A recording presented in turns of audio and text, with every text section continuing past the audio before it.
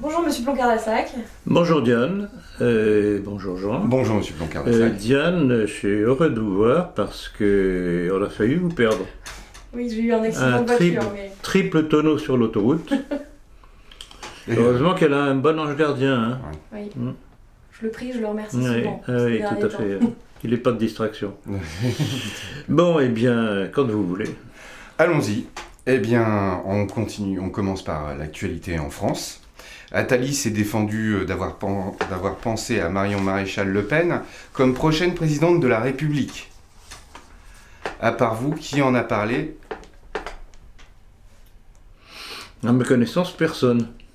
Est-ce qu'il vous écoute du coup? C'est la question qu'on peut se poser.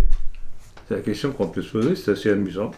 Parce que j'ai lu sa déclaration, il dit non, je ne pensais pas à Marion Maréchal, non, c'est quelqu'un d'autre, il n'a pas voulu dire qui d'ailleurs, il a tourné autour du pot, donc c'est assez amusant. Et alors là, l'actualité montre que mon analyse n'était pas fausse, quand on voit comment Marion Maréchal est poussée par les médias, Et profond. Que tout est fait pour ridiculiser et abaisser par de pseudo-sondages la cote de Wauquiez. Oui. Donc ils sont en train de refaire exactement la même manœuvre qu'ils avaient fait contre Fillon en utilisant Marine Le Pen.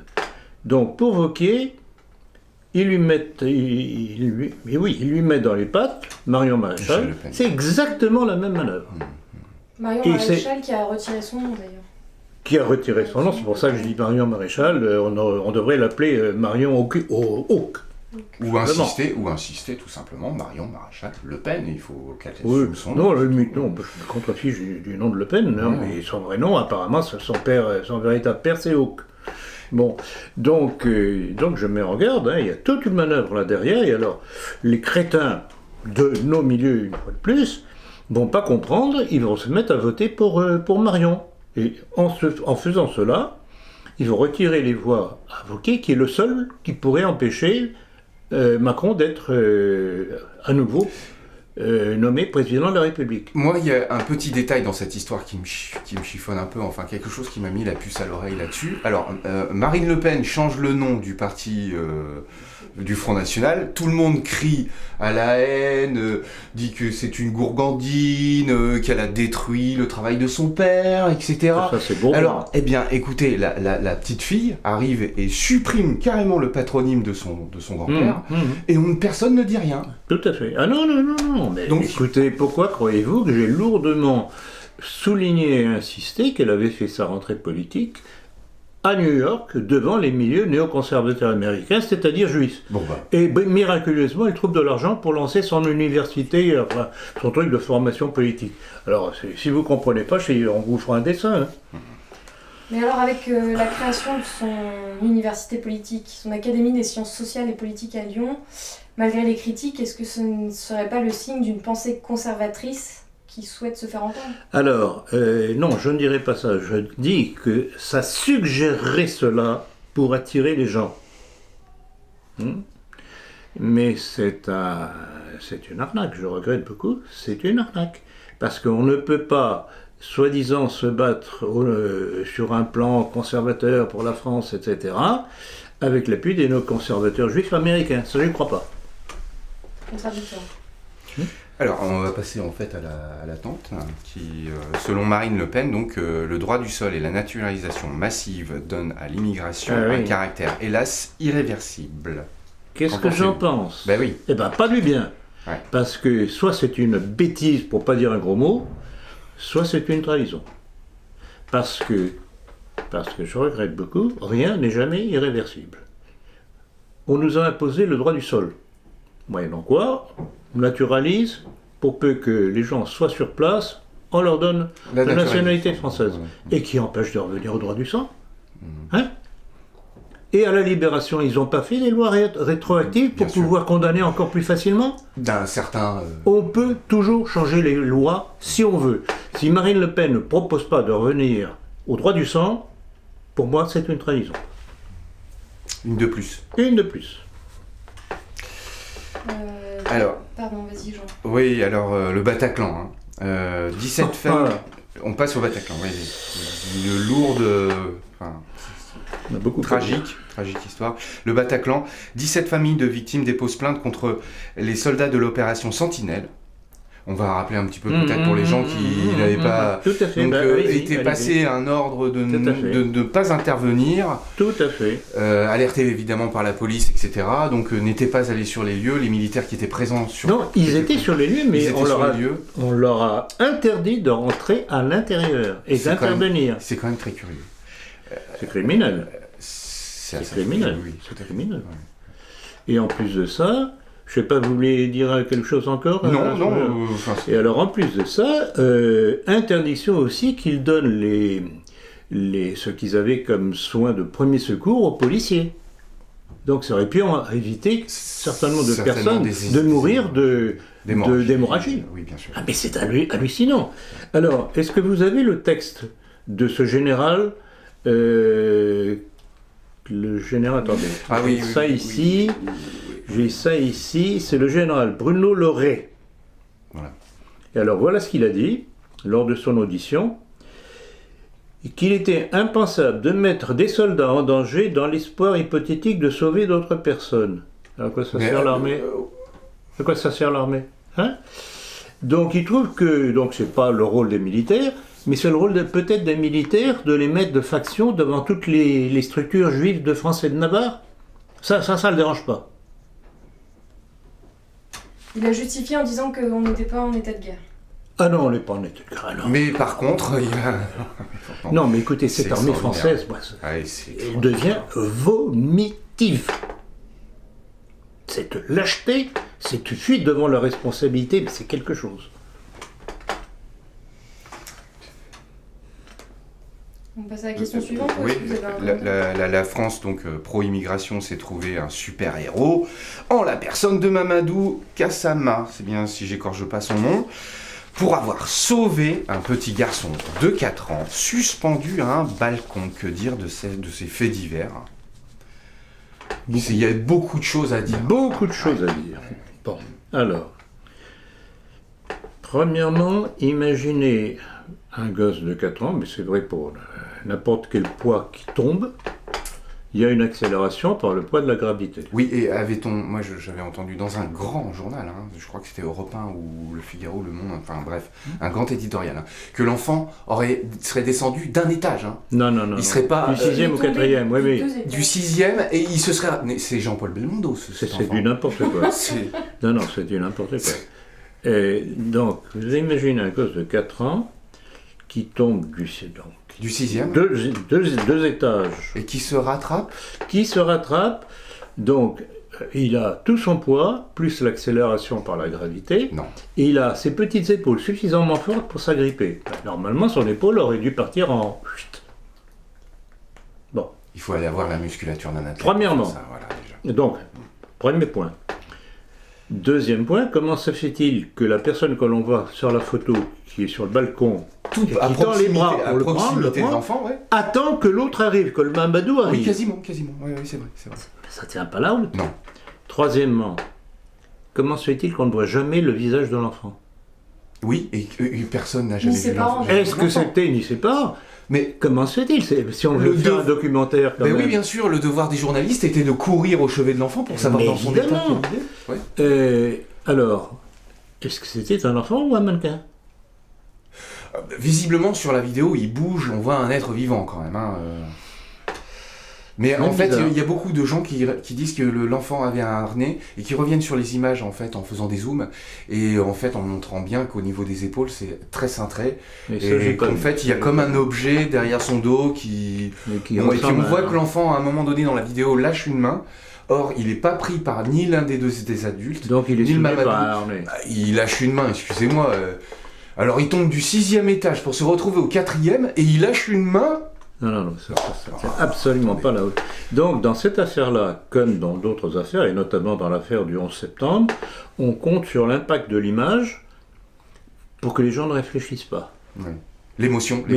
Si on se met à réfléchir, si on se met à analyser les images, on s'est dit c'est pas possible. Et je reviens encore une fois sur l'histoire du 11 septembre. Quand on revoit les images qui nous ont été fournies à l'époque, que l'on trouve toujours sur Internet, ces avions qui rentrent dans les tours sans le moindre fragment qui s'éparpille au moment de l'impact. Ils sont absorbés. Aspirés, ouais. Donc c'est une fausse image, c'est ce qu'on appelle un hologramme. Et les conséquences de cette histoire seraient aussi que parce qu'il a été nationalisé, pourquoi pas mettre le feu pour ensuite l'éteindre, pour ensuite se faire nationaliser. Oui, mais c'est une double, enfin on peut s'apercevoir derrière cette action que c'est une double, parce que les parents en question, en fait l'enfant en question est placé à la DAS aujourd'hui, hein, apparemment, de ce qu'ont raconté les journaux. C'est-à-dire que les parents ont été convoqués par les services sociaux, ont été constatés comme irresponsables, et l'enfant leur a Oui, il paraît que le père était en train de jouer à je sais pas quel jeu, etc. Il surveillait pas le gosse. Non, mais tout ça, donc, il y a dans toutes ces affaires-là, dans toutes ces fake news, ça, ce sont de véritables fake news. Hein, oui. Il y a une petite part de vérité qui sert d'appui pour faire un montage. Oui, tout ça. C'est ça. La fille d'Henri de Lesquen, Clélie de Lesquen-Jonas, avocate des Chibani, est accusée par eux d'accaparer leur argent après leur avoir obtenu des dédommagements par la SNCF. Pouvez-vous nous dire de cette affaire ? Oui, alors cette affaire-là est assez complexe. En fait, elle a réussi à faire verser par la SNCF, qui n'avait pas besoin de ça d'ailleurs, des dédommagements à des travailleurs marocains qui travaillaient comme manœuvre sur les chantiers de la SNCF. Bon. Et l'argumentation a été qu'ils n'avaient pas été payés des mêmes montants que les ouvriers français.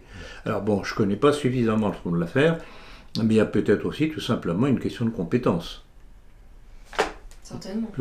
Tout simplement. Bon, j'ai rien contre ces malheureux travailleurs marocains, mais là encore, à mon avis, c'est le politiquement correct qui a joué pour leur faire attribuer un supplément d'argent. Bon, supplément d'argent que la Clélie de Lesquen-Jonas, donc fille de notre cher ami Henri de Lesquen, a obtenu pour eux. Et elle est accusée, comme vous l'avez dit dans la question, d'avoir obtenu l'argent en justice pour eux, mais qu'elle ne veut pas redonner l'argent. Alors on va voir où ça en est. Et c'est curieux comme les médias n'en parlent pas. Qu'est-ce que ça devient cette histoire-là ? Mais non, mais les médias ne parlent pas de plein de choses. Plein de choses. Alors ça veut dire quoi ? Que M. de Lesquen et sa progéniture sont protégés par les médias ? Hein ? Le bras long ? Hein ? dont je suis victime à chaque fois. Je le connais. Alors, la cession d'aéroport de Paris annoncée par le gouvernement doit-elle nous inquiéter ? Bien entendu, c'est une fois de plus perdre un élément de notre souveraineté. Les aéroports, c'est tout de même important, ça permet de contrôler les allées et venues des uns et des autres, notamment en pleine poussée terroriste. C'est je dirais même pas que c'est du n'importe quoi, c'est une trahison de Macron à nouveau. Il bazarde tout.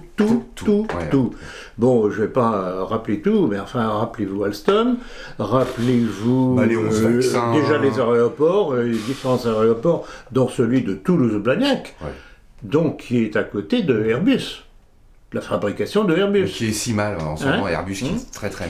Et rappelez-vous la SNCF, puisque la SNCF va être privatisée, vendue à qui ? Qui va prendre des parts, qui va mettre la main dessus ? Puis il va y avoir la concurrence étrangère. Donc ce sont des choses qui ne vont plus appartenir à la nation. C'est pour ça que je dis, je regrette beaucoup, dans des circonstances comme ça, il faut que les structures qui servent à l'ensemble des citoyens d'un pays soient nationalisées. Il faut que il n'y ait pas de possibilité pour l'étranger de mettre la main dessus. Alors pour rester dans l'aviation, Serge Bloch d'Assaut est mort. Un commentaire sur ce personnage ? Oui, curieux personnage. Donc donc juif d'origine, puisqu'il s'appelait, à l'origine, ça s'appelait Bloch, qui a été converti au catholicisme par quelqu'un que mon père a connu, qui s'appelait le général Guillain de Bénouville. Bon, il était propriétaire de différents journaux, dont Valeurs Actuelles, dont Le Figaro. Et bon, même s'il a été converti, il était toujours fortement sioniste. Et puis, il a été franc-maçon. Et j'ai vu que dans le site... comment ça s'appelle leur truc déjà? Oui. Le blog maçonnique, là? Oui, le blog, le Gadelu, le grand architecte de l'univers, Gadelu Info, qui est le site du Grand Orient de France, alors que Bloc d'Assaut était à la Grande Loge. Donc, vous voyez, l'intercommunication entre les différentes obédiences qui ont fait son hommage, etc., en rappelant qu'il était franc-maçon, etc., etc. Donc voilà, mais c'était un des grands potentats industriels français. Français. Oui, entre parenthèses. Oui, bien sûr. Alors, question suivante. À Paris, Simone Veil a désormais une place et une station de métro à son nom. Bah, c'est normal, voyons. C'est une sainte de la République. Oui. Bah, voyons. Combien... Elle a bien œuvré pour la République, hein. La destruction du petit français, oui. Elle a bien œuvré. Elle mérite. Je veux dire que là, il y a moins de pertes que pour la guerre d'Algérie, la guerre d'Indochine réunie, quoi. Bah oui, si on compte les avortements, beaucoup plus. Beaucoup plus. Ouais. Il y a moins que pour ces deux guerres-là. Beaucoup plus. Bah, on calcule par an à environ 120 000 à peu près. Oui, 120 000. Et dernièrement, et c'est pas la première fois d'ailleurs que je voyais ça, il y a des associations anti-avortement qui faisaient la comparaison entre le nombre des avortements en France par rapport à la rentrée d'immigrés en France. Donc, ce que l'on détruit d'un côté, on le remplace par des immigrés. Mais oui, bien sûr. C'est pour ça qu'en fait, la petite population française n'a absolument aucune chance de s'en sortir si ça continue comme ça. Ah bah, si ça continue comme ça, c'était bien. C'est terminé, ouais. C'est pour ça que si les Français continuent à être aussi stupides et à ne pas comprendre ce qu'on leur veut... Boucher. Ils sont bouchés, ouais. Voilà. Sur la revue Causeur du 5 juin 2018 d'Elisabeth Lévy, on peut lire ce titre, Antisémitisme, l'idéologie anti-française, avec pour collaborateurs Bernard Mabille, Philippe Val, Douglas Murray, Georges Bensoussan et Daoud Benguetzala. Votre commentaire? À votre avis, Diane, qu'est-ce que je vais pouvoir dire là-dessus? Bon, alors, pour remarquer que parmi les intervenants, un certain nombre de noms à consonance pas particulièrement français de souche. Quant aux autres qui pourraient le paraître, on ne sait pas s'ils n'ont pas changé leur nom. Mais ce qui est intéressant, c'est de relever ce que veut dire cette phrase. L'antisémitisme, l'idéologie anti-française. Ah bon. Alors, les rois de France, qui ont passé leur temps à mettre à la porte les juifs à cause des conséquences de l'usure sur les populations de l'époque, n'étaient pas français. Le roi de France n'était pas français. Ah non, la France est née en 1789. Voilà, Médiane, c'est ce que j'allais dire, m'a enlevé les mots de la bouche. C'est parce que Écoutez, avec vous, c'est magnifique. On se comprend, mais au quart de seconde. Exactement. Donc, voilà. Et c'est pour ça que quand un Badinter, repris par un Henri de Lesquen, dit que... Alors, la formule est un petit peu différente, elle est inversée, mais ça veut dire la même chose. Badinter disait que la France était née avec la Déclaration des droits de l'homme de 1789, et Lesquen dit la Déclaration des droits de l'homme et l'acte de baptême de la nation française. Donc c'est kiff-kiff, c'est exactement la même chose, simplement... Je ne sais pas s'il fait tant référence que ça aux droits de l'homme, mais en tout cas, il fait référence à la Révolution, je crois, directement. Ah non, c'est les droits de l'homme. Hein. Pour Lesquen, je suis formel. Oh, bah alors c'est pire encore. Je le connais par cœur. C'est pire. Mais rappelez-vous, on a publié le facsimilé lors du dernier entretien, dans le montage du dernier entretien, et dans la conférence du mois dernier. D'accord. Il y a reportez-vous au facsimilé que j'ai fourni à Jean-Luc, justement. C'est imparable. Et cet individu, je ne vais pas dire de gros mots, cet individu, le Lesquin, ose aujourd'hui dire qu'il n'a jamais dit ça. C'est écrit de sa main, il y a sa bobine en plus de ça, en plus de sa signature. Quand même. Ouais, c'est pas fameux tout ça. Bon, au nom des prétendus droits sexuels, le viol vient d'être requalifié de délit et non plus de crime. Qu'en pensez-vous ? C'est ce que j'ai commenté à plusieurs reprises dernièrement, lors de derniers entretiens et même lors des conférences. C'est que tout est fait. Rappelez-vous ce que j'ai dit lors de ma dernière conférence à propos de la directive de l'Organisation mondiale de la santé qui fait pour l'enseignement sexuel des enfants dès le plus bas âge, masturbation, qu'ils soient conscients de leurs organes sexuels, etc., leur apprendre ce que c'est que l'avortement, la théorie du genre, etc. L'homosexualité. Donc, on prépare on les conditionne et on conditionne les les enfants. conditionne pour que les pervers qui nous gouvernent aient de la chair fraîche à portée de la main. Oui, puis... Et qu'ils ne soient pas culpabilisés, d'où cette déculpabilisation du viol. Oui. Donc c'est un délit. Bon, c'est pas grave, hein. Et l'abaissement de l'âge de la majorité sexuelle. Exactement. Qui est à... Bon, il était question de le mettre à 13 ans. Je crois que finalement, ils s'en sont tenus à 15 ans. Mais enfin, voilà. Donc, on prépare le matériel humain pour tous les pervers qui nous gouvernent. Puis en attendant, la population, parce que ce sont ceux qui nous gouvernent, justement, qui éditent ces décrets et lois. En fait, c'est pour créer des esclaves sexuels consentants. Exactement. Mais des esclaves tout court, parce qu'en fait, c'est une façon de distraire la population et puis en fait de la... nous sommes gouvernés, mais voilà. C'est une triste constatation. Nous sommes gouvernés par des pervers sexuels, par des gangsters sur le plan financier et par des ennemis de notre pays. Voilà le caractéristique du monde politique d'aujourd'hui. Oui, c'est ça. Alors, continuez à voter comme vous votez et venez pas pleurer. Et on y va,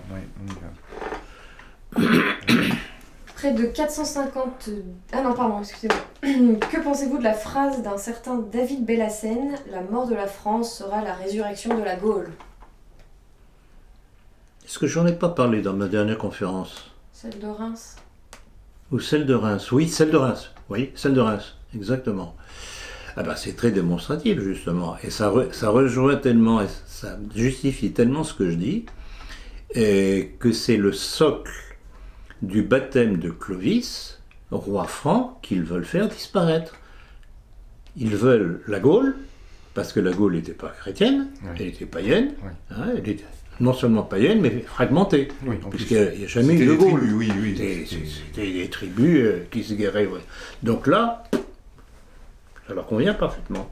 Et donc, puis Jules César dit bien, c'est la guerre des Gaules. La guerre des Gaules, exactement. Exactement. Tout à fait, très juste. Donc, ce David Bellassène, pas besoin de faire un petit dessin, il vous dit qu'en clair, on ne veut pas de la France, parce que c'est le baptême de Clovis qui nous dérange. Les Gaulois, vive la Gaule, ça ne nous dérange pas. Voilà ce que ça veut dire. Chacun son Donc c'est très révélateur. Mais si nos milieux n'étaient pas aussi paresseux, parce qu'il y a de la paresse là-dedans, comment se fait-il que tous les textes que vous, tous mes collaborateurs me trouvent régulièrement, ceux que moi et mon équipe directement nous trouvons, et on les trouve où ? On les invente pas, on les trouve sur Internet. Très peu. Très peu. Mais nos milieux ne travaillent pas. Ils ne travaillent pas, ce sont des paresseux. Parce que tous ces textes que ou alors certains travaillent, mais alors peut-être pas dans le même intérêt. Ou ils cherchent pas parce que ça les dérange de parler de ça. Évidemment, c'est pas la nouvelle droite qui va faire le rappel du baptême de Clovis.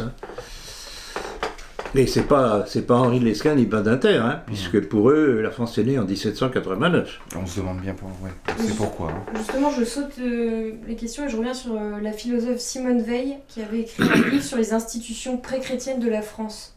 N'y a-t-il pas en France un lien entre paganisme et chrétienté ? Alors là, ça m'a surpris. Bon, ça m'a surpris. Bon, alors honnêtement, je n'ai pas lu son livre. Non. l'avez voulu. Non plus. Ouais. Alors, je voudrais bien qu'on m'explique quelles sont les prémices pré-chrétiennes dans le paganisme. Bah, ils croyaient en une vierge femme, une mère vierge.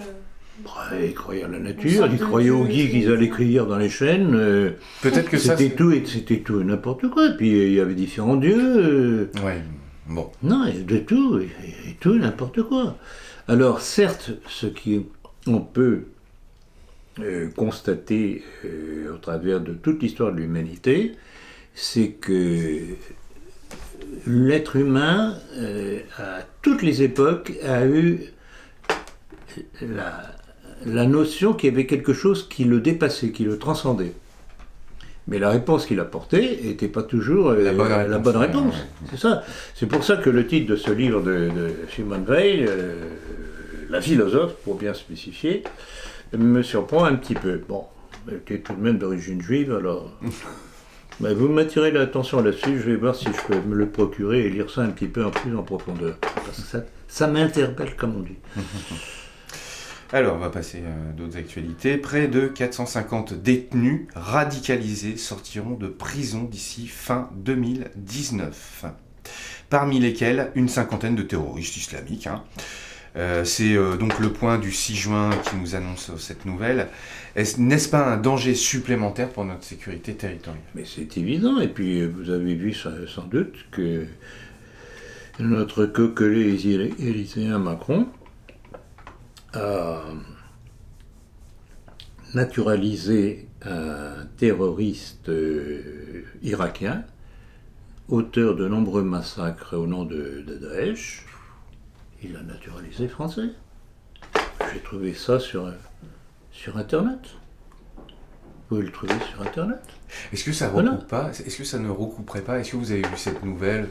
On en avait parlé, je crois, à table, en fait, hier ou avant-hier, de ce petit fascicule qui aurait circulé, en fait, en Suède, sur les dangers de la guerre ou d'une hypothétique, d'une situation de guerre et de... Oui, non. Je ne suis pas d'accord. Non, je vois ce que vous voulez dire. J'ai vu la nouvelle aussi, mais à mon avis, c'est totalement différent. C'est tourné contre la Russie. C'est ce que disent beaucoup de... Ah ben c'est tourné contre la Russie, c'est au travers de l'OTAN. Oui. C'est toute la pression que les Américains mettent sur la Russie au travers de l'OTAN, avec les armes lourdes qu'ils acheminent de plus en plus. Donc c'est pas du tout la même chose. C'est pas du tout tourné contre Daesh et compagnie. Non. Alors, après nous... Pour les radicaliser, donc... Oui. Que pensez-vous du chaleureux accueil d'Emmanuel Macron à Benyamin Netanyahou, accueillant affectueusement cet assassin en l'appelant mon cher Bibi? C'est révélateur. Or, cet individu, ce Benyamin Netanyahou, est arrivé en France accueilli, comme vous le signalez, aussi chaleureusement par notre coquelet élyséen. Et pour les après les massacres, qui continuent toujours d'ailleurs, après les massacres des Palestiniens à la frontière entre Gaza et Israël, où l'on sait que les Palestiniens, les Gazaouis désarmés sont tirés mais comme du gibier, à balles réelles. Et les balles réelles, c'est quoi ? C'est ce qu'on appelle du nom poétique de balles marguerite. Non, papillon. Ou papillon, oui. Papillon, exact. Ce qui est rigolo là-dedans, c'est que c'est pas la dernière visite de Benjamin Netanyahu. Alors attendez. Alors, balles papillon, c'est quoi ça ? Ce sont des balles qui ont pour caractéristique, au moment de l'impact sur un corps, de se disperser, d'éclater, de se disperser. Donc ça fait des ravages épouvantables à l'intérieur du corps. Ça déchire évidemment tous les tissus. Donc voilà. Et le plus beau, et c'est curieux que je n'ai pas vu ça relevé dans nos milieux, c'est qu'une infirmière israélienne qui portait secours à un blessé palestinien a été tuée par ses propres coreligionnaires. Non mais, est-ce que vous vous rendez compte du degré de férocerie, de férocité, de haine. De haine, je sais plus, je perds. Incroyable. Ce peuple juif est un peuple à part. D'une cinglante, comme. Et quand on analyse l'histoire de l'humanité, à toutes les époques, ils ont causé des problèmes, d'où la fameuse déclaration de Bernard Lazare à propos de l'antisémitisme. Si de tout temps le peuple juif a eu des problèmes, etc., c'est que les causes premières de l'antisémitisme reposent dans le peuple juif lui-même. Comment voulez-vous que des gens normalement constitués, quand ils voient ces actes d'Israël, et de l'admiration puissent aimer les juifs? C'est pas possible. Non, ça n'est pas possible. Ça n'est pas possible. Ils se rendent pas compte. Et d'ailleurs, je ne sais pas si vous avez eu vent de ce dernier sondage. Ils avaient annoncé que 8 personnes sur 10 étaient contents de la communauté juive, enfin qu'ils étaient contents de la présence de... Ah ben on peut toujours retrouver un sondage, faire fabriquer un sondage pour vous dire tout et n'importe quoi. C'est fait pour ça les sondages. Rappelez-vous ce que je dis régulièrement à propos des sondages. Si les sondages étaient réellement honnêtes et véridiques, on n'a pas besoin d'élections. Ça coûterait moins cher. Le bras droit d'Emmanuel Macron, Alexis Kohler, est visé par une enquête judiciaire. Que pouvez-vous nous en dire ? Eh bien, ça fait partie des nombreuses arnaques de la République, et plus particulièrement aussi, on a déjà eu quelques exemples avec tous les présidents précédents et leur entourage, mais avec Macron, c'est pas mal. Comment il s'appelait? C'était Stéphane Richard, non? Comment il s'appelait le... Premier ministre? Non, le conseiller de Macron.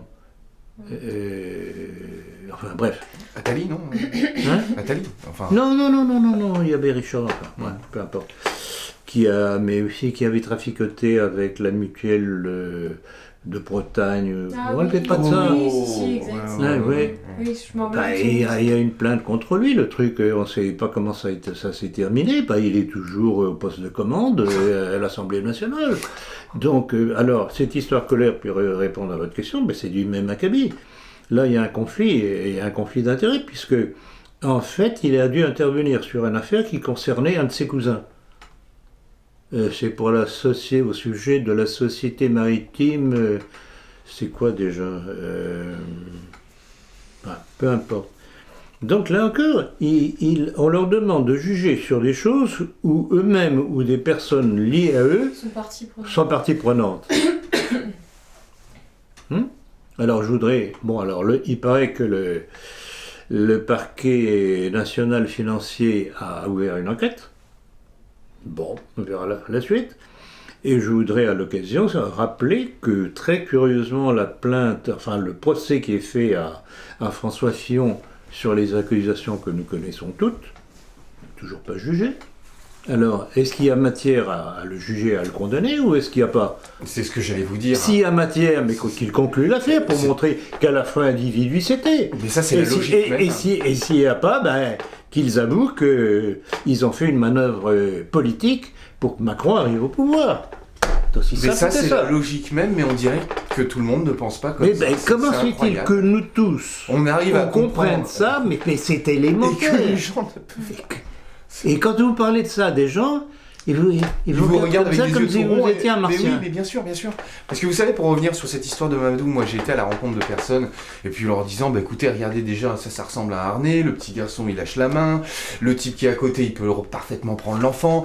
Non, ils voulaient croire en fait, impérativement à l'image des...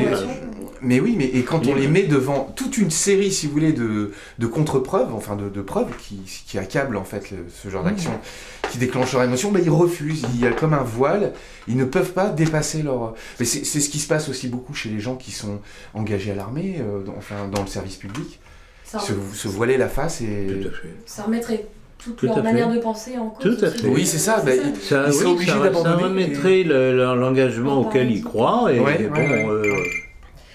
Et pour revenir et terminer sur Macron, vous avez entendu parler du renouvellement de sa vaisselle? Ah, mais oui, bravo de le rappeler. Et je crois d'ailleurs c'est vous qui me l'avez signalé. 500 000 euros pour renouveler, pour acheter un nouveau service de vaisselle. Alors, quels sont les petits amis qui vont bénéficier de ça? Parce qu'à mon avis, c'est pas gratuit non plus. Et qui va payer ça? C'est l'État. Oui, mais l'État, c'est qui? Et quel appel d'offres? L'État, c'est nous. L'État, c'est nous. Ce sont nos impôts. Et à côté de ça, il dit on met un pognon de dingue dans les minima sociaux. Exactement. Alors, tout pour moi et rien pour vous. Le sens des priorités. Comme on dit, charité bien ordonnée commence par soi-même. Il l'applique bien. Ouais. Ah, il l'applique très bien. Quelle crapule, sapristi. Et d'ailleurs, pour continuer sur la charité bien ordonnée, commence par soi-même, qu'est-ce que vous pensez des migrants qu'on va accueillir, l'Aquarius, le bateau Je trouve que les Italiens ont ce qu'il faut dans le pantalon par rapport aux Français. Si on peut parler de français, parce que vous savez très bien ce que j'ai sorti dans le dernier ou l'avant-dernier numéro de la politique sur les origines juives de Macron, par sa mère et sa grand-mère. Donc on ne peut pas parler de français. Je regrette beaucoup. Donc apparemment, alors je ne sais pas jusqu'où ça va aller, mais les Italiens, sur toute une série de choses, sont remarquables. Quand ils commencent par vous dire interdiction qu'il y ait des francs-maçons au gouvernement, que le ministre de la Famille, le nouveau ministre de la Famille dit « je suis fier d'être catholique », qu'ils annoncent qu'ils vont essayer de revenir à la monnaie nationale, à la grande fureur de tous les européistes. Qu'est-ce qu'il y a eu encore? J'ai pris des notes là-dessus. De toute manière, il y aura une question, je crois, sur l'Italie un peu. Ah bon, d'accord. Là, pour l'instant, oui, on va passer à propos de la PMA. Non, le micro de RMC. Ah, d'accord. De quoi? Vas-y, Oui, vas-y. Oui, le micro. Si, je t'en prie. Au micro de RMC, le 17 mai dernier, Florent Guéguen, un responsable associatif en faveur des immigrés, avoue les risques d'infection de type gale ou tuberculose qui sont déjà repérés sur le site. C'est évident. Ces gens rentrent sans aucun contrôle médical. Alors, c'est bien gentil, la Mais sans tuberculose. papier, sans contrôle médical. Contrôle médical. Ils se baladent dans la nature, ils les envoient aux quatre coins de la France pour répartir les métastases, hein, un petit peu partout. Pour le bonheur de tout le monde. Bon, alors, la gale et la tuberculose. Et les autres maladies, hein, et l'Ebola. Et l'Ebola, je viens de voir que l'Ebola pourrait parfaitement se développer en Europe. Oui, mais tout Alors, vous voyez ce que ça risque de donner comme catastrophe? Non, mais... Alors, quel est l'impact exact de bêtises criminelles de nos gouvernants ou de crapuleries voulues pour nous détruire une fois de plus? Encore un peu plus, je sais pas. Au choix. Le résultat est le même. On va passer à Asselineau. Hein. Donc, Asselineau a démenti la création d'une fraternité maçonnique. Non, je ne crois pas que ce soit tout à fait ça. Il a démenti qu'il était franc-maçon. Et oui, il a démenti, oui, ben c'est très ambigu son truc. J'ai lu sa déclaration. Il a effectivement démenti, mais le problème. Oui. Problème technique? Non, pas du tout. Bon, le problème, c'est que... Et alors, le plus beau, c'est que je n'ai pas réussi à trouver le nom du responsable de cette fraternelle maçonnique au sein de l'UPR. Je n'ai pas trouvé le nom du personnage. Bon. Est-ce qu'elle existe vraiment? Apparemment, donc, cette structure, c'est le cercle Patrium Recuperare, dont on a parlé dernièrement. J'en ai parlé et dans la politique, et je crois lors d'un entretien précédent. C'est le nom d'une ancienne structure qui avait été créée au moment de la libération-épuration, créée par 2 francs-maçons déjà, dont un juif et un colonel, je ne sais pas quoi. Bon. Or, ce qui est intéressant de souligner, c'est que ce cercle, qui, selon Asselineau, n'existerait pas ou n'existerait plus au sein de l'UPR, n'empêche que le responsable de ce cercle se vante qu'il est toujours là pour rassembler les maçons et les maçonnes qui sont à l'UPR. Donc Asselineau est un faux cul, pas d'autre. C'est un gaulliste déjà. Alors il est tout, il est gaulliste, il est admirateur des grands ancêtres, il est admirateur de Clémenceau. Ça fait beaucoup. Hein. Et admirateur de Gaulle. Grâce à lui qu'on a tout ça aujourd'hui. Toute l'action des gouvernements que nous avons eus depuis la libération découle de la politique de Gaulle. Bien sûr. C'est lui le premier responsable de tout, y compris l'immigration. Donc c'est Asselineau. Et alors une chose qui me frappe, c'est le fanatisme des partisans de l'UPR. Ils ne veulent pas en démordre. Ils sont sectaires, ils ne veulent pas voir, mais c'est incroyable. Et, je ne sais pas si vous vous rappelez de la jeune Noémie qui était venue chez nous dernièrement, qui avait été candidate, je crois, quand elle était en Angleterre pour l'UPR. Quand on lui parle de l'UPR, elle ne veut pas entendre les choses. D'ailleurs, elle a disparu de nos milieux. Hein, il y a des gens qui ne veulent pas entendre les choses qui les dérangent. Ils ont leur idée fixe. On ne comprend pas. On n'est pas bâti de la même façon.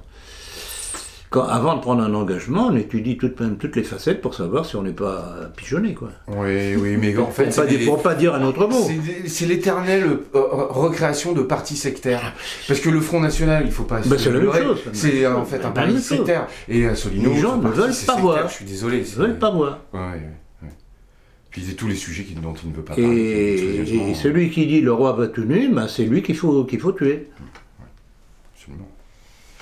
Alors, on va passer à Henri de Lasquin, qui attaque Alain Benoît et semble tenir le même discours que vous. Vous manquez pas d'air, vous. Manquez pas d'air. Alors, je me rappelle plus exactement à quel sujet il a dit ça.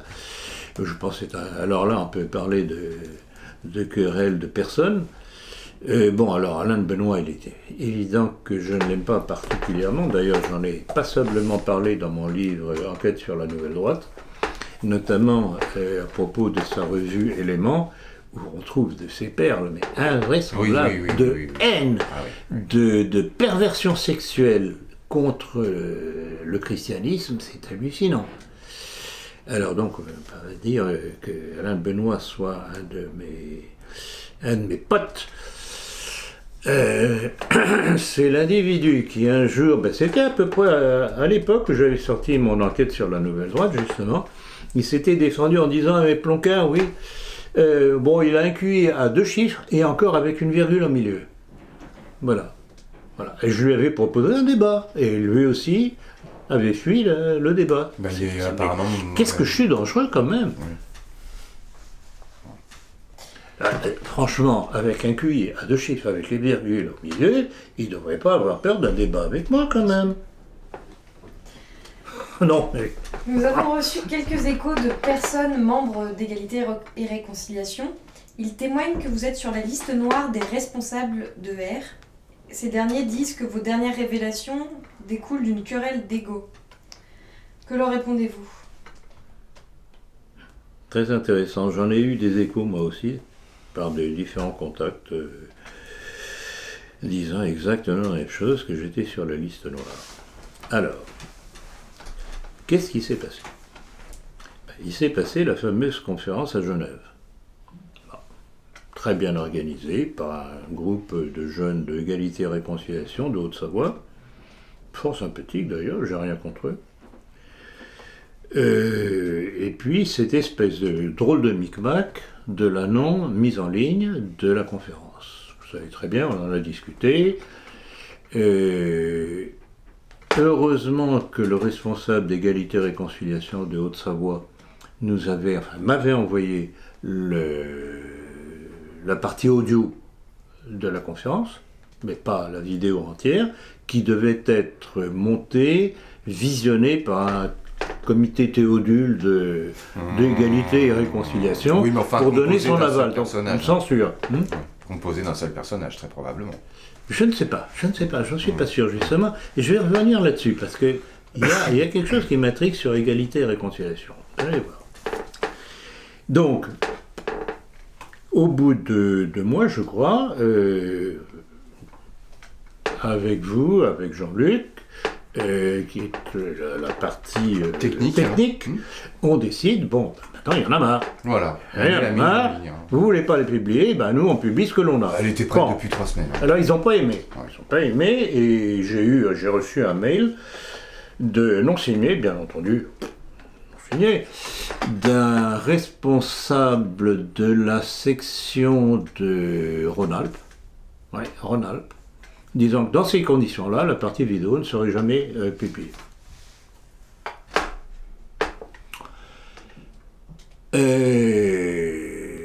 Là-dessus, bien entendu, comme vous me connaissez, je ne me laisse pas faire facilement. Je me dis, puisqu'on joue à ce petit jeu-là, on va examiner de plus près ce qu'est égalité et réconciliation. c'est très curieux qu'il n'ait pas, en fait, si vous voulez, si je puis me permettre cette expression populaire, tiqué dessus, puisqu'en fait, c'est ce que doivent leur demander les gens, c'est-à-dire que dès qu'il y a une interview de Marion Sigaud, je ne sais pas quelle petite vedette de leur groupe, les gens doivent les solliciter pour avoir la vidéo le plus tôt possible. Comment ils se sont pas imaginés la conférence de Marion Sigaud, je crois que du mois d'avril de l'année dernière vient d'être publiquée il y a 3 semaines, à peu près comme ça. Ils se moquent de leurs conférenciers. Bon, alors ils peuvent faire ça avec les autres, mais moi je suis pas de bonne composition. Non, mais c'est surtout que vous n'êtes pas en fait à contre-culture. Oui. Bon, alors premièrement, on pourrait s'interroger, qu'est-ce qui les a dérangés dans ma conférence de Genève? Là aussi, on pourrait regarder ça d'un peu plus près. Bon. Alors, j'avoue que j'en ai profité pour dire, bon, puisque c'est comme ça, pour pas essayer de me récupérer. Vous, c'est vous, et nous, c'est nous. Et j'en ai profité pour ressortir cette histoire que je connaissais déjà, j'ai eu d'autres éléments qui le confirmaient, des étranges liaisons entre Égalité et Réconciliation, un certain Christian Boucher, adepte du franc-maçon homosexuel sataniste Aleister Crowley, et Égalité et Réconciliation, dont j'ai parlé dans l'avant-dernière conférence, je crois, à Paris. Et la question que je vous avais posée, je crois, à l'époque, c'était, à votre avis, est-ce qu'Égalité et Réconciliation va me répondre? Elle n'a pas fait. Mais la réponse a été interne. Plancard, liste noire. Alors, quand ils disent que, de ma part, c'est une querelle d'ego, ils bottent en touche. C'est pas une querelle d'ego. J'ai dit exactement ce qui les dérange. Donc, ils essayent de faire croire que c'est une querelle d'ego. Je fiche éperdument.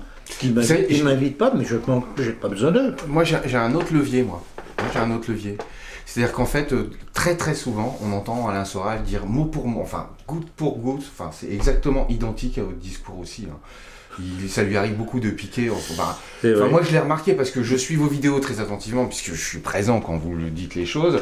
Et puis, je suis aussi parallèlement, en fait, l'évolution de certains dissidents qui s'appellent Cerise, Soral ou je ne sais quoi. Et je dois bien remarquer que Soral, moi, je l'ai surpris plusieurs fois en train de quasiment faire de la récitation. Vincent Lapierre aussi. Vincent Lapierre, on me l'a signalé aussi. La Révolution dite française, etc. Des expressions, en fait, qu'aujourd'hui, qui sont passées... Bon, alors, justement, pour en revenir à ma petite idée au sujet de ce qui se passe à l'intérieur de Égalité et Réconciliation. J'ai tendance à ne pas incriminer totalement Alain Soral, sauf dans la mesure où c'est tout de même le chef, et quand on est le chef, il faut surveiller ce qui se passe dans la boutique. Je pense qu'il a laissé entrer au sein d'Égalité et Réconciliation des gens qui sont de drôles d'individus, qui font apparemment la pluie et le beau temps, et rappelez-vous, lors de ma dernière conférence à Paris, il y a eu un des participants dans le public qui avait l'air d'être tout à fait au courant de ce qui se passe à l'intérieur de Égalité et Réconciliation, qui avait donné un nom en disant c'est lui le grand responsable, le grand Manitou actuel. Donc, est-ce que Soral fait trop confiance à certains qui abusent de la confiance, mènent leur petite politique personnelle contre un tel et un tel qui ne leur plaît pas, dont moi personnellement, j'aurais tendance à... Alors, je regrette cette situation parce que, bon, il faut tout de même reconnaître honnêtement que Égalité et Réconciliation a fait un sacré travail, disons, de dégrossissage. Oui. Mais le problème, c'est que nombre de ces positions sont contradictoires avec les bonnes positions que l'on peut reconnaître. Voilà. Donc pour moi, il n'y a pas de problème d'ego, je m'en contrefiche éperdument, c'est pas ça. Simplement, je défends des principes. Ce qui marche à l'intérieur de ce cadre de principes, on est amis. Ce qui dévie, eh bien on le signale. Pas compliqué. Est-ce que c'est pas vicié dès le départ? Parce que égalité, bon... Évidemment, Diane, vous avez totalement raison. Vous avez totalement raison. Le problème de Soral, et d'ailleurs, dans sa défense, lors de sa condamnation, puisque vous savez qu'il a été condamné à cause de 2 caricatures, il a il a lâché du lest en rappelant tout de même qu'il avait une formation marxiste, que ceci, que Il cela. a dit ce qu'il voulait Donc entendre, il a fait comprendre, vous savez, je ne suis pas tout à fait hostile quand même, tatati tatater. Donc il y a à boire et à manger. Alors, je rappelle encore une fois que quand il s'était fait interdire la réédition de certains livres jugés séditieux par le pouvoir, j'avais fait un communiqué pour le soutenir. Donc, vraiment, on ne peut pas me reprocher d'avoir été le méchant petit canard dans l'histoire. Non, je soutiens ce qui est soutenable, et quand il y a quelque chose qui me semble en dehors de la ligne que l'on doit défendre, je le dis. C'est aussi simple. Donc, querelle de personnes, c'est... Ils regardent plutôt chez eux. Et en restant encore une fois dans la petite sphère de la dissidence française, si on peut dire ça, avez-vous un mot pour Hervé Rizén et ses démêlés avec la justice française? Oui, j'ai un mot. J'apprécie le travail d'Hervé Rizén. Bon, je trouve qu'il est un petit peu monomaniaque. Toujours la même chose, toujours la même chose, toujours la même chose. Il faut voir aussi ce qui découle de ce qu'il dénonce. Il y a d'autres facettes qui seraient aussi intéressantes. Les effets secondaires. Les effets, les alliés, etc. Dont notamment le problème maçonnique, qui découle du judaïsme, de la Kabbale. Les protestants. Il y a tout. Bon, mais là aussi, il faut savoir tout de même qu'Hervé Rizén vient de l'extrême gauche. Bon, donc, pour répondre à votre question, il est évident que j'ai une pensée pour lui, de solidarité. Mais par contre, ce que je regrette, c'est qu'il soit... c'est sa proximité avec Ivan Benedetti. C'est pas du même genre. Benedetti est un provocateur, alors ou bien parce qu'il est bête, ou bien parce qu'il est de connivence avec le système. Mais ce que l'on peut lui reconnaître, ce sont les résultats de son attitude, l'interdiction de l'œuvre française, c'est un provocateur. Et jusqu'au bout. Jusqu'au bout. Alors il s'impose au Parti nationaliste français de notre ami Gandillon, qui se laisse faire, malheureusement. C'est du n'importe quoi. Et franchement, je ne vois pas pourquoi Rizén s'accouple, si j'ose dire, avec Gandillon. Avec Benedetti, pardon. Oui. Laurent Wauquiez, président des Républicains, vient de faire éditer un tract intitulé « Pour que la France reste la France ». Qu'en pensez-vous ? Ah ben c'est bien. Alors c'est bien, mais ce qui n'est pas bien, c'est la réaction que ça a provoqué. Ce qui montre justement cet état de déliquescence des milieux politiques, c'est la haine de la France. Trouver scandaleux un tract pareil, le libellé d'un tract pareil, ça montre bien qui est derrière, qui a une haine, mais rabbinique, rabbinique contre la France. Et regardez, au sein même des Républicains, qui s'est opposé, Valérie Calmels, qui vient d'où? Qui était une collaboratrice de Juppé. Donc c'est toute cette frange modérée, centriste, entrelardée, etc., européiste, mondialiste, qui met des bâtons dans les roues à Wauquiez. Tout ce que j'espère, c'est que Wauquiez aura suffisamment ce qui est nécessaire d'avoir dans le pantalon pour mettre à la porte ce petit monde-là. Ça va être long, hein. Ça va être, à mon avis, long. Et en tout cas, ce que l'on peut constater, je reviens encore une fois là-dessus, c'est que le monde politique est en train de jouer le même jeu contre Wauquiez qu'ils ont joué contre Fillon.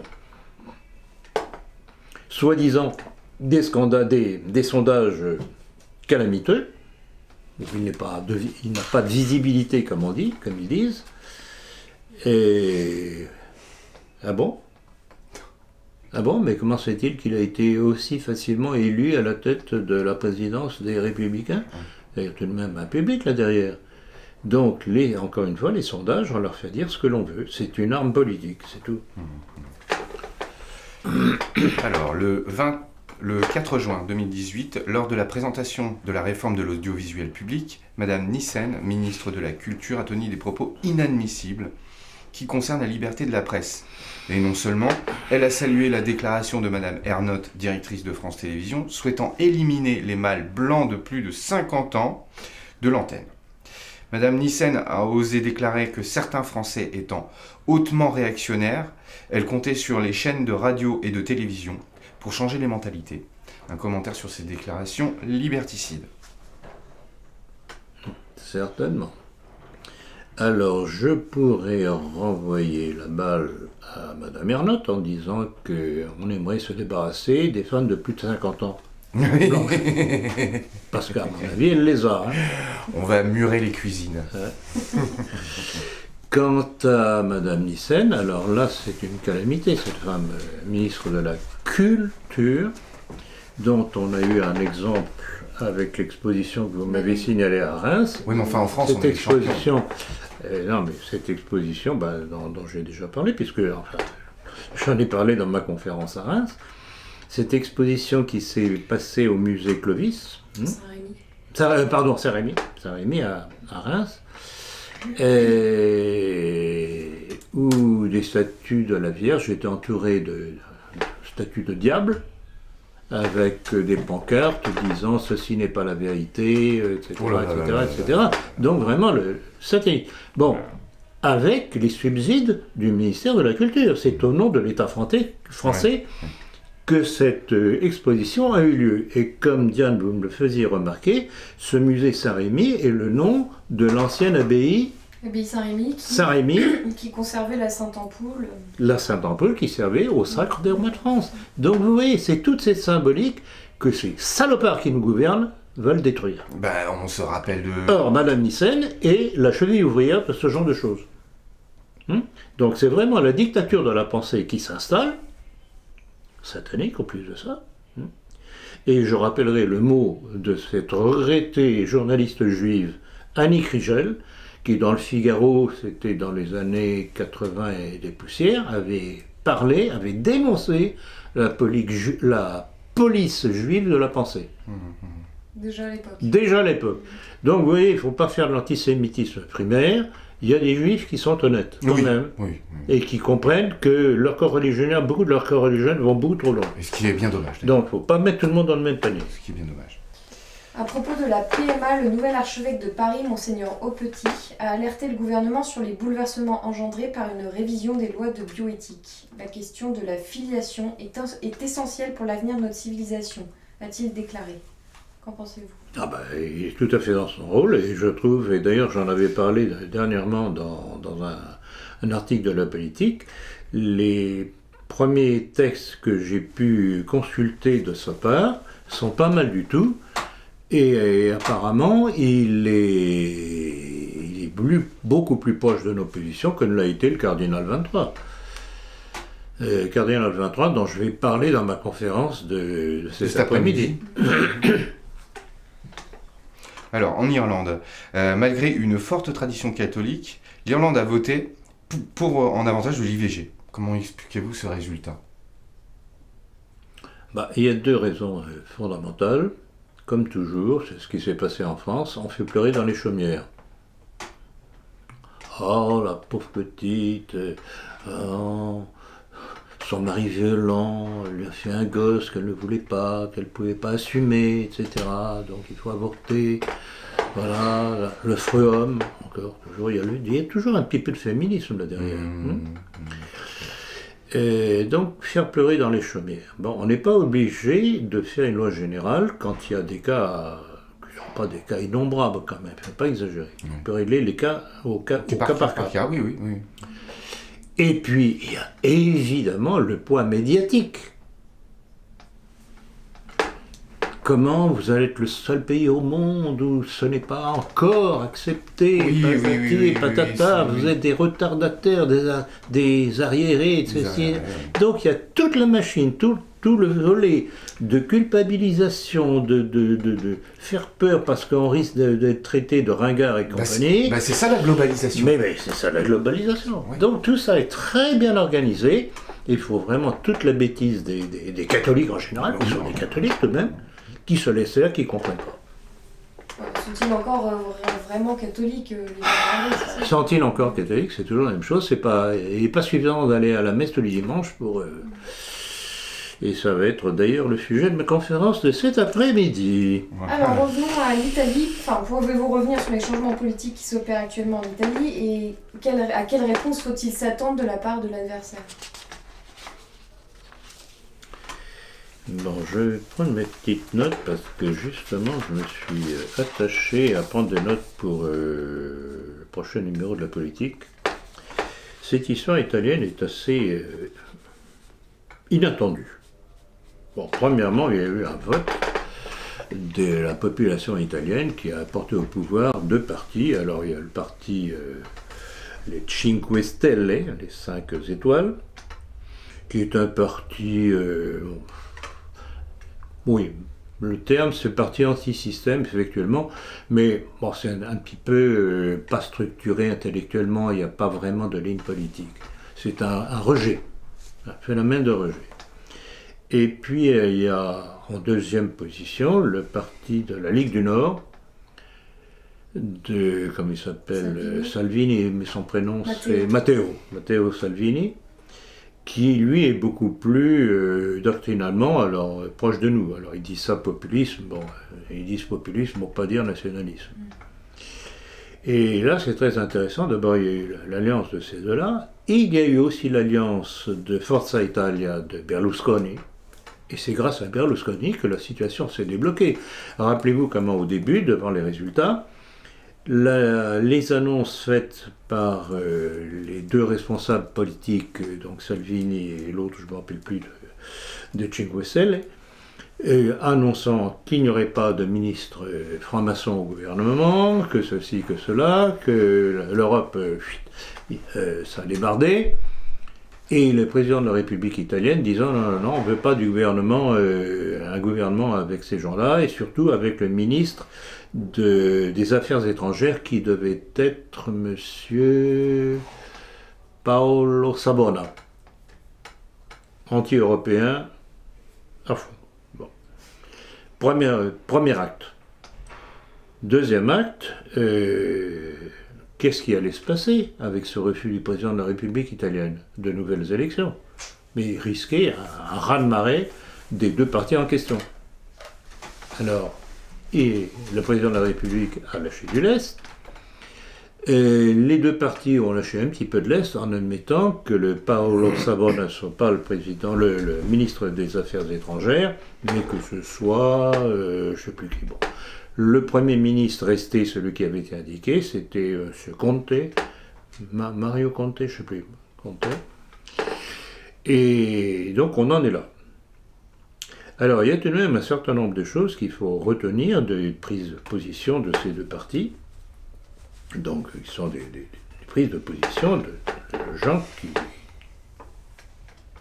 sont au gouvernement.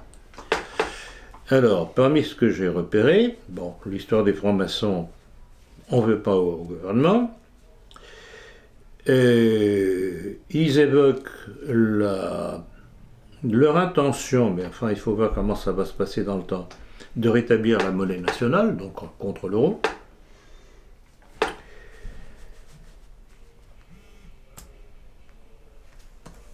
Bien entendu, l'immigration, on n'en veut pas. Donc les bateaux qui veulent accoster dans les ports italiens, demi-tour, vous allez ailleurs. Dernièrement, l'Aquarius. D'où le bateau, là, comment il s'appelle déjà?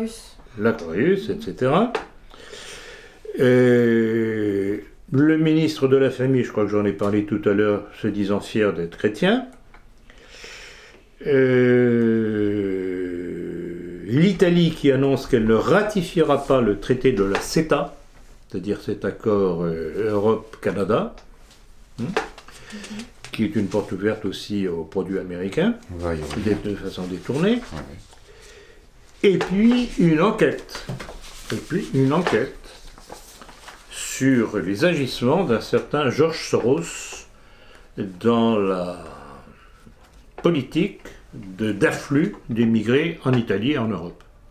Donc oui, toute cette liste-là déjà qui vous défie, mais qu'est-ce que c'est? C'est une politique nationaliste. Alors qu'est-ce qu'ils vont pouvoir faire? Parce que là, il va falloir jouer dans le temps. Alors, une des choses que l'on semble subodorer, c'est que l'Italie va tout de même torpiller toutes les entreprises européennes pour arriver à un système de blocage de l'Europe. Donc ça tombe que l'Europe tombe d'elle-même, par impuissance. Donc on va voir, mais je salue nos amis italiens. Oui, c'est courageux. Ils ont été tout de même un peu plus intelligents et avisés que nos chers petits Français, bons petits catholiques et compagnie, qui ont fait voter ou qui ont voté directement pour un certain Emmanuel Macron après avoir voté pour Sarkozy.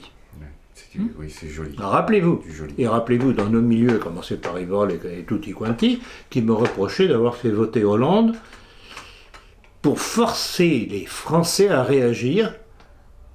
Parce que si Sarkozy était repassé, ils n'auraient pas réagi. Et il n'y aurait pas eu de manif pour tous. Alors, Hollande, ils ont compris. Quand ils ont vu que c'était un socialiste, ils ont commencé à réagir un petit peu. Donc, pour moi, c'était un vote révolutionnaire. Ah voilà, ça c'était les justes mots de, en fait, je pourrais dire d'oiseau dont on vous a traité. Oui, je sais, je suis parfaitement... Pour ça que quand je parle de nos milieux... C'est pas particulièrement élogieux. Ça nous donne envie de grincer des dents. Mais on va rester un petit peu sur le même sujet. Que pensez-vous en fait des résultats du G7 qui s'est tenu le 8 juin au Canada? On reste un petit peu en fait dans ce cadre. Amusant. Vraiment, ce Trump est un étonnant personnage. Et là encore, rappelez-vous, quand vous me questionnez sur ce que je pensais de Trump, ce que je disais à l'époque. Oui. Alors, l'histoire du G7. L'histoire du G7, ça a commencé par être une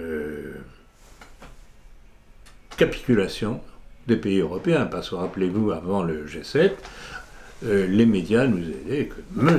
Macron allait s'opposer à la politique de Trump, à sa dénonciation des accords avec l'Iran, et patati et patater, parce que ça nuisait à nos industries, Renault, Peugeot, Total et compagnie, etc. Scrognonné, on allait voir ce qu'on allait voir. Un sketch des Arrivé là-bas, tout le monde baisse son froc. Mais bien entendu. On regrette d'être quelque peu trivial, mais c'est ça. Ça pourrait être encore plus trivial. Bon. Alors, le plus beau, c'est que, en fait, qu'a dit notre cher coquelet élyséen au G7 ? Il a dit qu'il était prêt à soutenir Donald Trump dans sa politique de contenance pour contenir le danger iranien. Donc il retire toutes les entreprises françaises d'Iran. Voilà, il baisse son froc encore un peu plus. Ah non, mais bon. Il y en a qui aiment ça.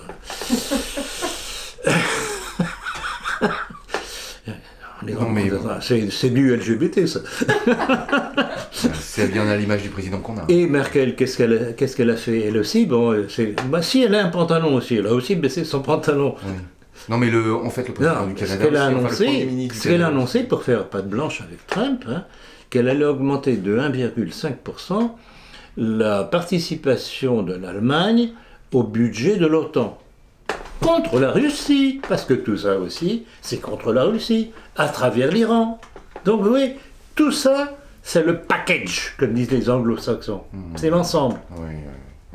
Alors, vous voyez, les rodomontades du coquelet élyséen, voilà à quoi ça aboutit. D'ailleurs, le constructeur automobile français PSA a indiqué préparer son retrait d'Iran afin de respecter l'embargo imposé par Washington. Alors, je ne sais pas si ça va se passer comme ça. Ce que je viens de voir, pas plus tard qu'aujourd'hui, en regardant mes derniers mails, c'est que Renault annonce qu'il ne quittera pas. Ah, il a changé. Oui, mais enfin, c'est Peugeot qui est vraiment le plus présent. Et parce que c'est tout de même... Par exemple, marché, Peugeot, je crois, représente actuellement 33% du marché automobile en Iran. Incroyable, oui, c'est quasiment la voiture nationale. Alors, moi, ce que je comprends pas, enfin, si je comprends, parce que nos dirigeants sont des vendus. Si on fait le bilan entre ce que les États-Unis nous achètent et ce que nous leur achetons, est-ce qu'on est gagnant ou est-ce qu'on est perdant? Parce que combien de voitures est-ce que Peugeot vend aux États-Unis? Ça doit pas être par rapport à l'Iran. Ça doit être ridicule. Ridicule, bien entendu. Renault, la même chose. Ils achètent de l'allemand la plupart du temps, du japonais. Les Américains achètent de l'américain. Et l'américain. Bien que les voitures américaines... Non, mais ils achètent surtout beaucoup d'allemandes, beaucoup de japonaises. Bon. Donc, sur le plan intérêt pour nos grandes firmes françaises, on a envie de leur dire, mais vous les Américains, allez vous faire foutre. Oui. Hein? Ah, vous voulez jouer ce petit jeu-là? On peut faire des mesures de rétorsion aussi. Mais c'est toujours la même chose, il faut la volonté politique. Non, puis oui.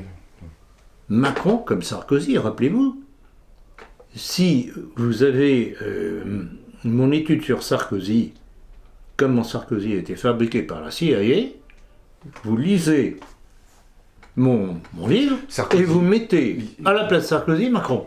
C'est du copier-coller. Ils ont tous les deux été formés, fabriqués par les États-Unis.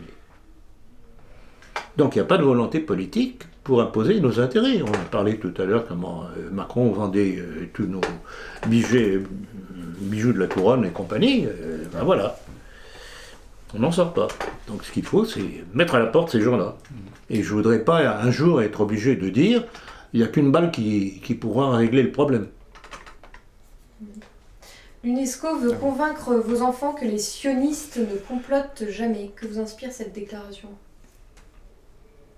Alors, c'est très intéressant parce que ça démontre une crainte que justement, tout de même, à travers les réseaux sociaux, les Facebook et compagnie, tous les documents qui circulent, il y a tout de même, et j'en ai déjà parlé d'ailleurs, je crois, que et sur la maçonnerie et sur l'action du monde juif dans le monde, sur nos politiques et nos intérêts, il y a une prise de conscience.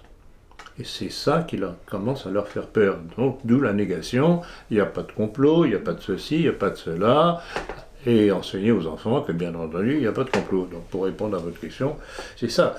Donc, c'est intéressant. Bon, évidemment, d'où la fameuse loi qui est en train d'être concoctée par les En Marche pour valider. Attendez.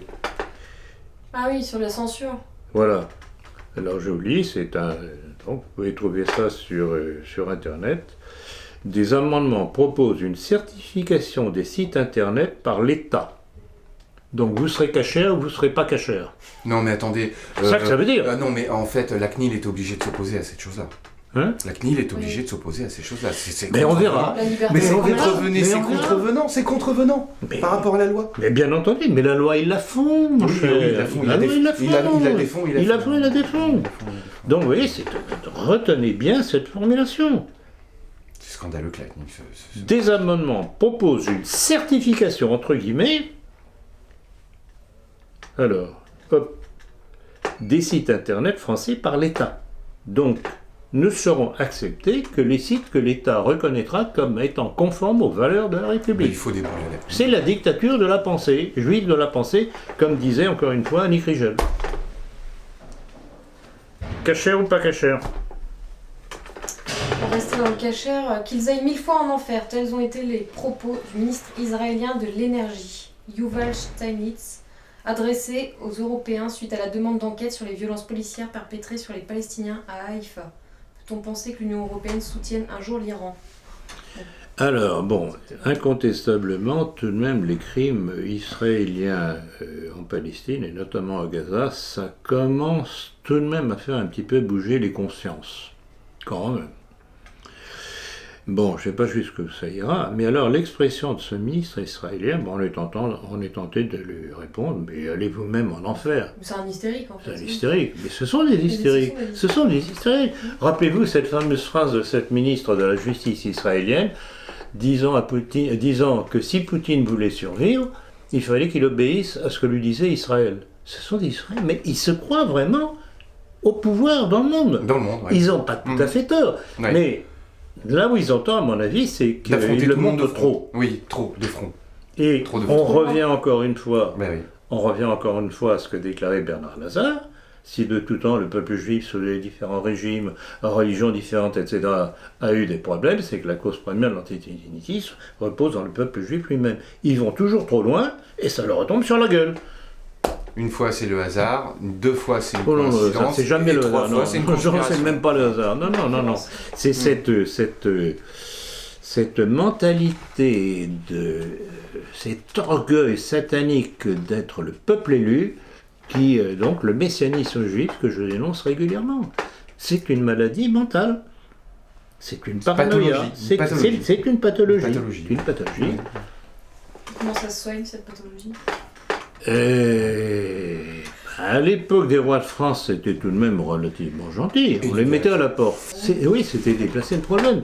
Et alors, tiens, j'ai eu la surprise de voir sur Facebook hier, il y a un de ceux des multiples, parmi les milliers qui suivent mes trucs, qui avait repris une de mes phrases d'une conférence, déjà qui date d'un certain temps, où j'avais dit à propos des Juifs, oui, quand certains sont exaspérés de leur exagération, ils sont mis dehors, ils sont accueillis ailleurs par pitié, ils s'installent, ils prospèrent. Ils sont remis dehors. Attendez, ils prospèrent, ils détruisent l'habitat. Non, quel était le mot ? Ils prospèrent, ils dominent, quelque chose comme ça. Ils exaspèrent.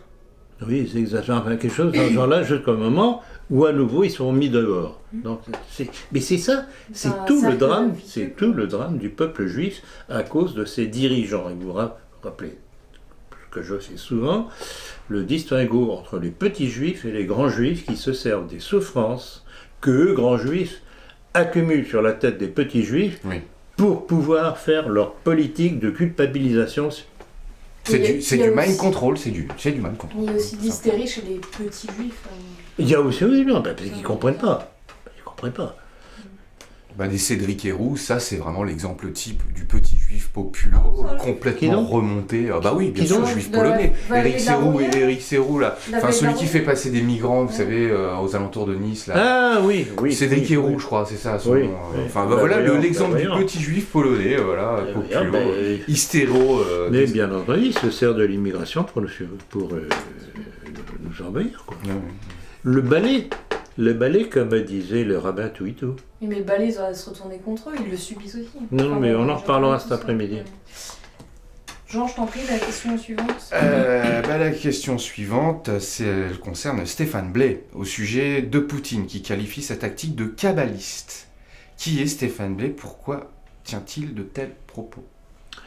Alors, Stéphane Blais, j'ai ravivé un petit peu mes souvenirs parce que j'avais vu passer cette information. J'avoue que traiter Poutine de kabbaliste, j'avoue que j'ai pas compris. Bon, alors j'ai voulu voir qui était ce Stéphane Blais. Stéphane Blais est un pianiste et un compositeur de musique de renom, qui a été franc-maçon, qui en est sorti, qui a écrit un livre qui s'appelle... L'épouvantable vérité ou un truc comme ça. Non, je ne sais plus. Je vais vérifier. Peu importe. Qui a été membre ou très proche d'Égalité et Réconciliation. Alors, sa déclaration sur Poutine kabbaliste, mais qu'est-ce que ça veut dire ?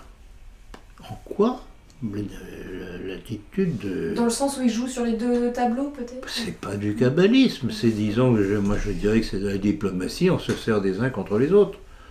On divise le problème. Vous savez très bien comment je définis la politique de Poutine. Il saucissonne les problèmes. Son livre, c'est L'effroyable vérité. Et donc ça, et comme par hasard, il est édité chez Contre-Culture. Oui, il est proche des littératures. Oui, donc c'est vraiment un Contre-Culture. Encore une fois, il y a du bon, du moins bon, du douteux, du très mauvais. Bon, le bouquin de Simon Blais, ancien, je crois qu'il a été grand maître d'ailleurs, en maçonnerie. Bon, qu'il en soit sorti, c'est bien, mais j'ai toujours quelques doutes de ceux qui disent en être sorti, parce qu'ils regardent toujours une certaine imprégnation. Donc là encore, et là, pour répondre à votre question, je suis incapable. Qu'est-ce qu'il a voulu dire en disant que la politique de Poutine était kabbaliste ? Je ne comprends pas. Selon le président du Parlement libanais Nabi Berri, interviewé par Sputnik le 6 juin 2018, le rouble pourrait remplacer le dollar dans les échanges commerciaux russo-libanais. Quelles conséquences cela peut-il entraîner ? Eh bien, ça rentre dans cette mécanique que Vladimir Poutine a mis au point avec les BRICS, et qui s'étend de plus en plus. de supprimer le dollar comme monnaie d'échange, ce qui veut dire à terme la fin de la puissance judéo-américaine financière. Le dollar, si le dollar ne sert plus dans les échanges commerciaux, ben, l'Amérique va reposer sur quoi? Élémentaire, mon cher Watson. Et c'est ça, c'est toute l'astuce de Poutine. Ce que nos milieux, encore une fois, ne comprennent pas, c'est qu'il évite à tout prix la guerre mondiale. Il joue le temps. Il veut faire tomber la puissance américaine, judéo-américaine, par le biais de l'économie. Donc, il s'appuie sur l'or, qu'il achète par tonnes entières, comme la Chine. Il impose, et la Chine aussi impose, les transactions soit en yuan, soit en rouble, soit en or, parce qu'il parle déjà d'instituer un étalon or. Donc, à terme, tel que se met en place cette politique de dédollarisation, les États-Unis vont s'effondrer. Parce que tout est basé sur le système financier juif américain, puisque c'est la Federal Reserve qui fabrique les billets. D'où cette panique au G7, parce que c'est ni moins qu'une panique. Le type qui arrive en retard et qui Et rappelez-vous ce que j'ai rappelé à plusieurs reprises, c'est à la fois responsables russes et surtout américains qui disent que si dans 5 ans ils n'ont pas réussi à détruire la Russie, c'est l'effet des États-Unis. On en est là. C'est pour ça que l'armée américaine a déployé des chars à la frontière. Mais c'est pour ça, ils cherchent la provocation à tout prix. Ils veulent embarquer, ils veulent forcer Poutine à réagir comme nos crétins de nos milieux voudraient qu'il réagisse. J'ai vu encore passer un truc disant, mais comment se fait-il qu'il ne répond pas aux provocations? Parce qu'il est plus intelligent qu'un Hitler. Tout. Tout simplement. Il joue le temps. Dans certains, ce que vous appelez avec dérision nos milieux, reprochent toujours à Vladimir Poutine de ne pas réagir aux provocations et parallèlement vous reproche votre soutien au président russe. Que voulez-vous c'est ce que j'ai répondu, justement. La grande astuce de Poutine, et c'est ça que je lui reconnais, c'est de savoir contemporiser, calmer le jeu chaque fois que réagir, mais réagir à minima pour ne pas entraîner une guerre mondiale, et compter sur le temps et l'effondrement du système économique américain, judéo-américain, puisque tout repose sur la Federal Reserve, tenue par 11 familles juives banquières américaines. Donc tout est là. Et pourquoi croyez-vous, encore cette citation que j'ai donnée à plusieurs reprises, de Jacob Rothschild, disant que Poutine avait trahi le nouvel ordre mondial. Pour eux, il a traduit le nouvel ordre mondial, puisque Poutine est arrivé avec un petit apparatchik aux côtés de Boris Eltsine, qui était vendu aux Américains. Évidemment, il a trahi. Parce qu'il dit, bon, maintenant ça suffit, c'est moi le maître de la Russie, et ça ne va pas se passer comme ça. Et pour repasser un petit peu sur le Trump, etc., et ses actions, quelle relation entretiennent actuellement Trump et Kim Jong-un? À quel jeu joue-t-il Trump en annulant en fait et en acceptant à nouveau un entretien avec le président de la Corée du Nord? Corée du Nord qui, on le rappelle, est à cheval sur une réserve de terres rares qui est absolument énorme. Alors, c'est une histoire très curieuse, et là c'est la brutalité américaine contre la subtilité orientale. Je crois que je n'ai pas de meilleure définition de cette histoire-là. Alors, Trump a joué des biceps en disant « Oh là là là... je te casse la gueule si tu me donnes pas... » Oui, exactement. Je sors mon pistolet, pam pam pam, western. Oui. Et puis l'autre s'est pas laissé démonter en disant « Non, mais vos villes sont tout de même à portée de nos fusées, avec la bombinette. » Et puis on apprend que Trump finalement dit « Oui, on va faire la réunion. » Alors il y a eu la réunion, et là aussi, quand on voit les commentaires de ce qui se serait passé, on reste sur la fin. Qu'est-ce qui s'est passé réellement? Ah, il y a tout de même une petite chose que l'on nous dit, c'est que les exercices conjoints qui étaient prévus entre l'armée américaine et l'armée sud-coréenne sont annulés. Pour les Américains, c'est pas le moment trop de jouer aux idiots là, parce que alors, il y a une chose qui est invoquée aussi, c'est que le deal, donc le négoce entre les deux, ce serait bon. Les Nord-Coréens promettent de ne pas continuer leur développement nucléaire, et toute la péninsule coréenne est démilitarisée et dénucléarisée. Donc les Américains se retireraient. Ce serait pas idiot comme deal. Ce serait pas idiot du tout. Bon, alors, Trump est coincé parce qu'il n'y a pas que la Corée du Nord. Il y a la Chine et il y a la Russie. Donc il ne faut pas qu'il s'amuse à jouer au petit soldat, au petit cow-boy avec la Corée du Nord, parce que sinon il va se récolter la Chine et la Russie sur le dos. Donc, en fait, quel est celui qui va faire le plus peur à l'autre? Donc on montre les biceps, on montre son armement. Et voilà ce que j'ai. Qu'est-ce que tu as, toi? Tu veux m'agresser? Oui. Qu'est-ce qui va t'arriver? Oui, c'est ça, ouais. C'est des pays qui sont vraiment entraînés à la guerre. Écoutez, peut-être que je me trompe sur Poutine. Peut-être. Mais je regrette. Il y a deux choses qui sont différentes. Il y a les déclarations diplomatiques et il y a le résultat sur le terrain. Quels sont les résultats de l'action de la Russie de Poutine sur le terrain, ne serait-ce qu'au Moyen-Orient?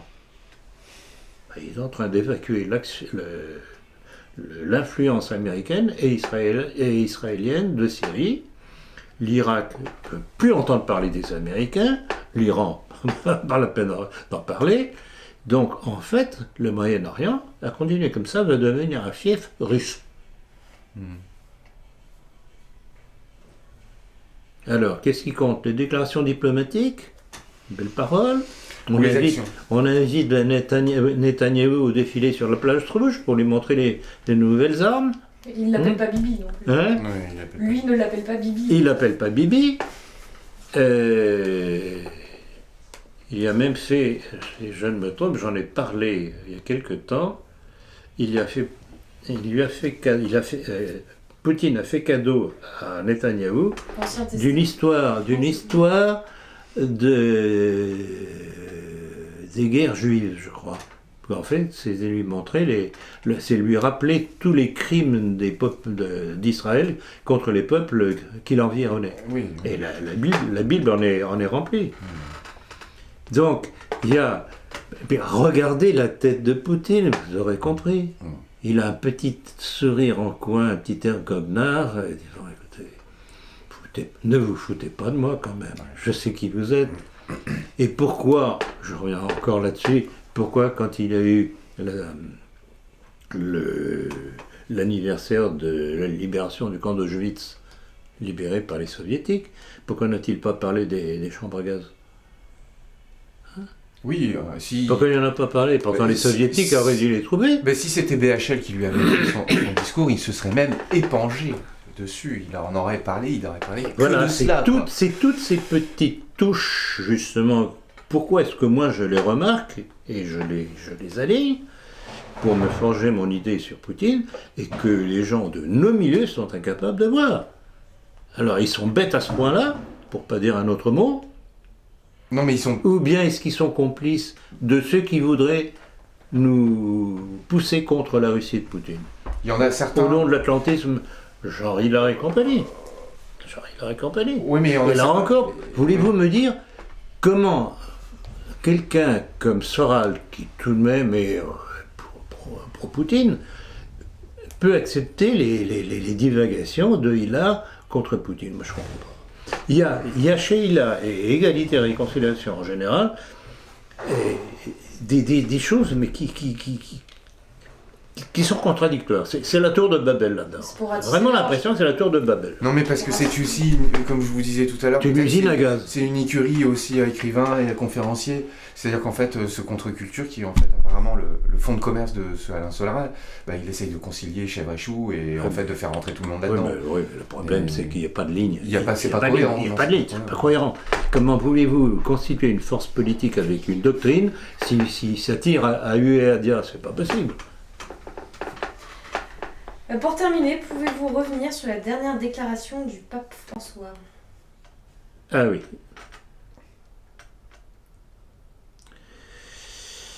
De quoi s'agit-il ? C'est un cas.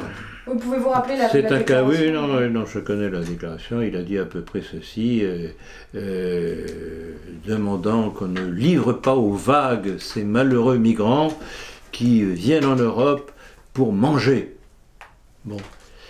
Mais bon, c'est très gentil, c'est très charitable, oui, d'accord. Mais comment se fait-il que personne, ni dans le monde politique, ni même dans nos milieux, et le pape, ne rappelle que ce drame découle de la décolonisation gaulliste. Et tout est là. Mais oui, bien sûr. De Gaulle a voulu, sur injonction américaine, donner l'indépendance à notre ex-empire, au pays de notre ex-empire. Ils sont tellement heureux qu'ils veulent absolument venir chez nous pour survivre. Mais quel est le premier responsable ? Alors le pape peut essayer de nous faire pleurnicher, mais qui remonte au causes, ce pape. Hein ? Et on est tenté de lui dire... c'est un pape qui a été instauré... Prenez le bateau et retournez en Argentine. Oui, mais c'est un pape qui a été instauré de façon politique. Ah non, mais c'est un politique de la pire espèce, c'est impossible. Enfin, ça avait bien commencé en fait avec Jean-Paul II quand même. Ça avait commencé en Jean-Paul II, mais alors Jean-Paul II, je dirais presque qu'on nous le rende. Oui. Non, le seul qui tenait la route et qui aurait pu faire quelque chose, rappelez-vous... C'était Benoît. C'est Benoît XVI, incontestablement. C'est pour ça qu'ils l'ont mis à la porte. Ouais. Ils l'ont mis à la porte par le poids financier international sur la Banque Vaticane. Oui. N'avez-vous pas eu des échos comme quoi ils essayent de réhabiliter Benoît XVI et évincer le pape François ? Non ? Ah bon, vous avez eu ? Non, je sais pas, j'ai lu une information dans quel sens-là. Non, mais alors ça, je pense que non, ça moi, à mon avis, ça... Ah non, mais il est possible qu'au Vatican, il y ait des éminences qui le souhaitent. Non, mais qui rappellent un pape qui a été décidé. Enfin, tout est possible, mais pourquoi pas ? Non, là, simplement, je pense malheureusement Benoît XVI est lui-même âgé maintenant, mais pourquoi pas ? Mais essayez de me retrouver ça, ça m'intéresse. Hein. Mais il se passe certainement des choses au Vatican. Alors, qu'est-ce qui me disait que il paraîtrait que que François avait redécouvert l'enfer. Marguerite Marie, bravo. Non mais c'est tout et n'importe quoi ce truc-là. C'est du n'importe quoi. Il change d'avis tous les... Mais c'est incroyable. Qu'est-ce que c'est que ce pape ?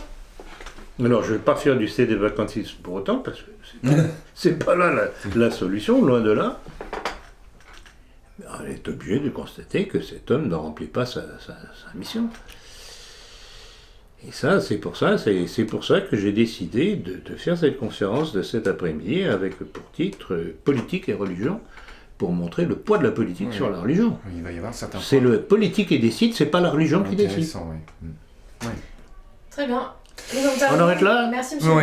Merci à vous deux. Merci, très bonne question. Comme toujours, très bonne question. D'ailleurs, c'est pour ça que